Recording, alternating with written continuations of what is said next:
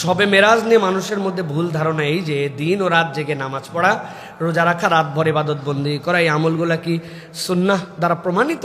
প্রিয় ভাইরা, আমাদের রাসূলুল্লাহ সাল্লাল্লাহু আলাইহি ওয়াসাল্লামকে আল্লাহ যতভাবে সকল পয়গম্বরের উপর সম্মানিত করেছেন, এর অন্যতম সম্মান হচ্ছে 7 আসমানের একদম যে শেষ আসমান পর্যন্ত পয়গম্বররা ছিলেন। দুনিয়াতে তো ইমামতি করাইছেনই, কিন্তু 7 আসমানের উপর আর কোনো পয়গম্বরদের অবস্থান নাই। আল্লাহ যেটা প্রত্যেক আসমানে কার কার সাথে দেখা হয়েছে আল্লাহ দেখাইছেন, একজন একজন করে নাম বলছেন, আরো পয়গম্বররা আছেন।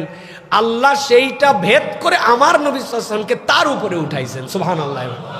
এমনকি কাবা কাউসাইনি আও আদনা, আল্লাহর নবীর সাথে যখন জিবরাইল আমিন সাথে সাথে যাচ্ছিলেন, উনিও সিদরাতুল মুনতাহাতে যাওয়ার পরে বলছেন আমার আর যাওয়ার পারমিশন নাই ইয়া রাসূলুল্লাহ, আমারও জায়গা শেষ। আল্লাহ তাহলে ফেরেশতা, ইনসান, সৃষ্টি, পয়গম্বর সকলের উপরে আমার নবীকে উঠাই নিছেন, সুবহানাল্লাহ ওয়া বিহামদিহি।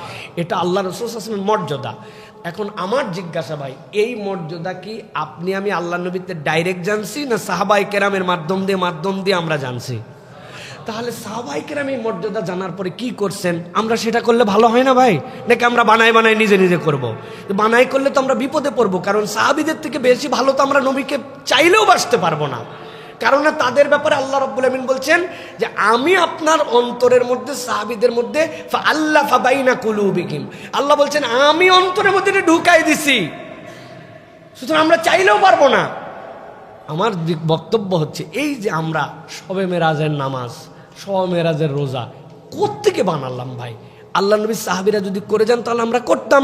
নিসফুম মিনাশ শাবানে সাহাবীরা করছেন, আল্লাহ নবী বলে গেছেন আমরা করি। লাইলাতুল কদরে আমরা করি, বেজর রাত্রে আমরা করি, কেননা আল্লাহ রাসূল জানাইছেন। এখন নবী করিম সাল্লাল্লাহু আলাইহি ওয়াসাল্লামের মেরাজ অনেক মর্যাদার, বিরাট সম্মানের, এই জন্য আমি এটা করতেছি। হলো না তো ভাই, তাহলে শরীয়তটা আমি বানায় ফেললাম। এই জন্য সবে মেরাজের আলোচনা থাকবে, এটা জানাতে হবে এটা আমার নবীর অন্যতম একটা সিরাতের আলোচনার অংশ।